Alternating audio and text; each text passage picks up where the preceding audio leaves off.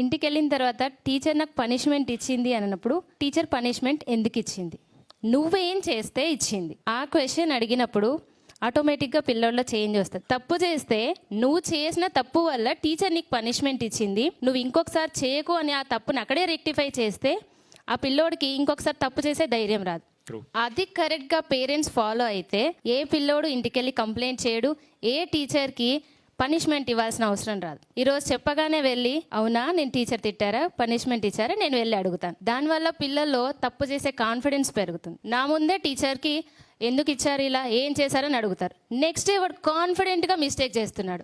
అప్పుడు మళ్ళీ మీరు ఒకవేళ కారిడార్ లో నడుస్తుంటే వీడు పక్కన ఫ్రెండ్స్ కి వెళ్ళి రే ఈ టీచర్ మా నాన్న అడిగేసింది, ఈ టీచర్ మా నాన్నకి అడిగేసింది. పేరెంట్స్ కి మినిమం రెస్పెక్ట్ అనేది తెలియట్లేదు. ఒక టీచర్ కి ఎలాంటి రెస్పెక్ట్ ఇవ్వాలి వాళ్ళకే తెలియకపోతే వాళ్ళు పిల్లలకి ఏం నేర్పిస్తున్నారు. మేము అన్ని మినిమం వాల్యూస్ అన్ని మేము నేర్పిస్తున్నాం, మోరల్ వాల్యూస్ నేర్పిస్తున్నాం.